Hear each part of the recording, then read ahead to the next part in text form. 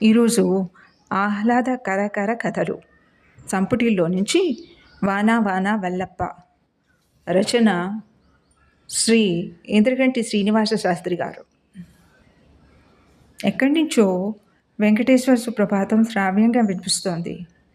కౌసల్య సుప్రజా రామ పూర్వ సంధ్యా ప్రవర్తతే ఉత్తిష్ట నరశాధూల కర్తవ్యం దైవమానికం.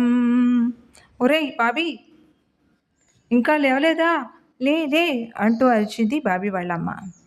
హ్యారీ పాటర్ కళ్ళల్లో ఉన్న బాబీ కదలలేదు. లేవరా, నా పనిలో పెట్టి టైమే చూడలేదు, లేట్ అయిపోయావు, లే లే అంటూ గట్టిగా అరిచింది. బాబీ బద్ధకంగా కదిలాడు. అబ్బా, అప్పుడేనా? నేను లేవను, నాకు నిద్ర వస్తోంది అని మళ్ళీ పడుకున్నాడు. మర్చిపోయావా? ఇవాళ మీ స్కూల్లో పిక్నిక్ ఉంది. మీ స్కూల్ బస్సు రోజు కన్నా ముందే వస్తుందిలే, లే లే అంటూ గట్టిగా కుదిపింది అమ్మ.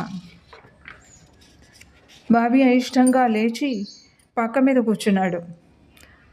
పక్క మంచం మీద బాబీ అన్న సన్నీ మొద్దు నిద్రలో ఉన్నాడు. అది చూసి బాబీకి కోపం వచ్చింది. సన్నీ ఇంకా లేవడం లేదు, నేనే ఎందుకు లేవాలి అంటూ లీగల్ పాయింట్ లేవదీశాడు ఏడు ముఖంతో. నిన్నగాక మొన్న పుట్టాడు కదా, అప్పుడే వీడికి అంత బద్ధకం అంటూ వాళ్ళ నాన్న దుప్పటి మీదకి లాక్కుంటూ నిద్రలోనే అన్నాడు. సన్నీకి స్కూల్కి ఇవాళ సెలవ, అయినా వాడు బ్యాడ్ బాయ్ కదా, వాడితో నీకేంటి, నువ్వు బంగారు కొండవి కదా అంటూ ముద్దులాడుతూ బాబీని బాత్రూమ్ వైపు లాక్కెళ్ళింది వాళ్ళమ్మ. బాబీకి పెద్దాళ్ళ వరుస అస్సలు నచ్చదు. ఈ పెద్దవాళ్ళు వాళ్ళకి ఇష్టం లేని పనులన్నీ పిల్లలతో చేయిస్తారు, వాళ్ళు మాత్రం హాయిగా ఉంటారు. పొద్దున్నే పరుస్తాడు పుస్తకాలు, టిఫిన్ డబ్బా వీపుకు తగిలించి బరబరా లాక్కెళ్ళి స్కూల్ బస్ ఎక్కించేస్తారు. పిల్లల్ని సరిగా పడుకోనివ్వరు, ఆడుకోనివ్వరు.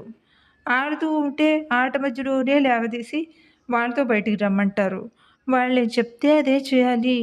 సన్నిగాడి పనే బాగుంది, వాడెప్పుడు అమ్మ నాన్నతో రాడు, వేరే తిరుగుతాడు. వాడికి ఇష్టమైనప్పుడే లేస్తాడు. లాభం లేదు, నేను కూడా తొందరగా పెరిగి పెద్దయిపోవాలి, అప్పుడే బాగుంటుంది అనుకున్నాడు. క్రికెట్ వరల్డ్ కప్ ఫైనల్స్లో ఆఖరి బంతి ఇండియా కప్పుకి 4 పరుగుల దూరంలో ఉంది. స్టేడియంలో అందరూ సన్నీ సన్నీ సన్నీ అని అరుస్తున్నారు. బౌలర్ బంతి వేశాడు. సన్నీ కొట్టిన బంతి ఆకాశంలోకి ఎగిరి స్టేడియం బయటపడింది. స్టేడియం అంతా బాణాసంచాతో దద్దరిల్లిపోతోంది. సన్నీ బ్యాట్ పైకెత్తి పోజిస్తున్నాడు. అందరూ సన్నీ వైపు పరిగెత్తుకుంటూ వస్తున్నారు. సన్నీ గాడికి ఇవాళ ట్యూషన్కి వెళ్ళే ఉద్దేశం లేదా? 3 నెలలు కూడా లేవు పరీక్షలు. ముందు గదిలో నాన్న సుప్రభాతం ఊరుకు బాబీ అన్న సన్నీ క్రికెట్ కళ చెదిరిపోయింది. కంగారుగా లేచాడు. సన్నీకి 17 ఏళ్ళు. రాత్రి 2 గంటల వరకు చదవడం వల్ల నిద్ర, బద్ధకం తీరలేదు. ఇంకా కాసేపు పడుకోవాలని ఉంది, కానీ తనకంత అదృష్టమా? పొద్దున్నే ట్యూషను, తర్వాత స్కూలు, సాయంత్రం ఎంట్రన్స్ కోచింగు, ఇది రోజు తన రొటీను. నిద్రపోవటం మాట దేవుడెరు, ఊపిరి తీర్చుకోవడానికి కూడా తీరికలేదు అనుకుంటూ ముందు గదిలోకి వచ్చాడు. అక్కడ సోఫాలో కూర్చుని టీ తాగుతూ పేపర్ చదువుతూ టీవీలో వార్తలు చూస్తున్న నాన్నను చూశాడు. టీవీలో నిన్నటి వరల్డ్ కప్ మ్యాచ్ విశేషాలు చూపిస్తున్నారు. తను కూడా 10వ క్లాస్ వరకు క్రికెట్ ఆడేవాడు. ఇప్పుడు క్రికెట్ బ్యాట్ ఎక్కడుందో కూడా గుర్తులేదు. నీరసం ముంచుకొచ్చింది. ఇంకా ఇలా ఎన్నాళ్ళు, తొందరగా పెద్దయిపోయి ఉద్యోగంలో చేరాలి, అప్పుడే హాయి అనుకుంటూ స్నానానికి కదిలాడు. ఆదరాబాదరాగా తయారై లంచ్ బాక్స్ పెట్టుకుని ఆఫీసుకు పరిగెత్తాడు సన్నీ నాన్న సుబ్బారావు. ఆఫీసులో అడుగు పెట్టాడో లేడో యముడి నుంచి పిలుపు. బెదురుతూ బాస్ గదిలోకి వెళ్ళాడు. తన ముఖంలోకి చూడకుండా వాచి కేసు చూసి నుదురు చిట్లించి, నిన్న మీకు చెప్పిన రిపోర్టు అరగంటలో పూర్తి చేసి అంటూ హూంకరించి మళ్ళీ తన పనిలో పడ్డాడు బాసు.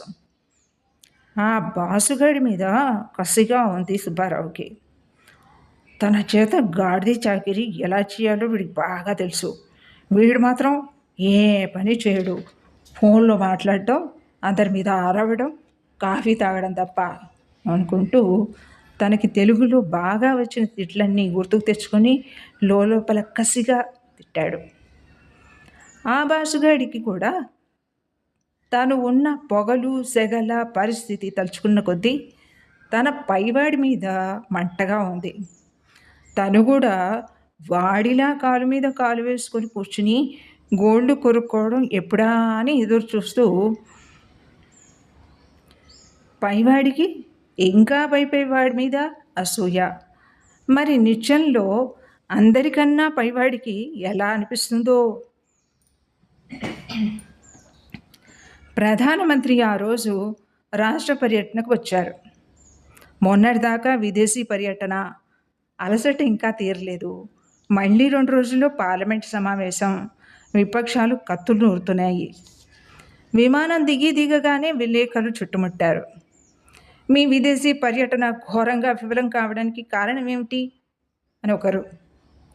రోజు ఇన్ని కుంభకోణాలు బయటపడుతున్నాయి, మీకు చీమ కుట్టినట్టయినా వాళ్ళు కనిపించట్లేదా? మీకు ఏమాత్రం బాధ్యత లేదా అని ఒకరు. మీ కప్పల తక్కిన ప్రభుత్వం రేపో మాపో పడిపోతుందని విపక్షాలు అంటున్నాయి, మీరేమంటారు అంటూ ప్రశ్నల వర్షం కురిపించారు. వాళ్ళని ఎలాగోలా దాటుకుని ముందు కదిలారు. ఈ 2 రోజులు క్షణం తీరిక లేని కార్యక్రమాలు. దానికి తోడు గీత దాటడానికి కూడా వీలు లేని భద్రతా ఏర్పాట్లు. బుర్రగొక్కున్న ఫోటో తీయడానికి సిద్ధంగా పత్రికల వాళ్ళు. ఈ ముళ్ళ కిరీటాన్ని ఇంకా ఎన్నాళ్ళు భరించారో. కారు విమానాశ్రయం దాటింది. ప్రధానికి స్వాగతం చెప్పడానికి తీసుకువచ్చిన చిన్న చిన్న పిల్లలు రోడ్డుకి ఇరుపక్కల నిలబడి జెండాలు ఊపుతున్నారు. ప్రధాని వాళ్ళ వైపు చేతులు ఊపారు. వాళ్ళ ముఖాల్లో చీకు చింత లేదు. ఒకళ్ళనొకళ్ళు చూసుకుంటూ నవ్వుకుంటూ ఆనందిస్తున్నారు. వాళ్ళ వైపే తదేకంగా చూసి ఆనందిస్తున్న ప్రధానమంత్రి బుర్రలో హఠాత్తుగా ఓ ఆలోచన మెదిలింది. ఈ కారు దిగిపోయి వాళ్ళలో ఒకడైపోతే ఎంత బాగుంటుంది. ఒకసారి మళ్ళీ తను అంత చిన్నపిల్లాడైపోయి అంత హాయిగా వాళ్ళ మధ్య నిలబడగలడా? అలా జరిగితే ఓహ్, అంతకంటే ఇంకేం కావాలి. ఇదండి కథ. చిన్నపిల్లవాడి దగ్గర నుంచి ప్రధానమంత్రి దాకా తన స్థితి కంటే ఎదురువాడి పరిస్థితి బాగుందని అనుకోవడం చూస్తే మీకేమనిపించింది? ఇది హ్యూమన్ టెండెన్సీ అనిపిస్తోంది కదూ. తనకు కష్టంగా తోచినప్పుడు ఇలా అనుకుంటారు కదూ అందరూ. మీరు ఎప్పుడైనా ఇలా అనిపించిందా? మీరు ఒకటి గమనించారా? రచయిత అమ్మని మాత్రం వదిలేశారు చూసారా? అంటే అమ్మ తన బాధ్యతలను ఇష్టంగానే చేస్తుందనా? మీరు చెప్పండి. ఊ అంటారా? ఊహు అంటారా?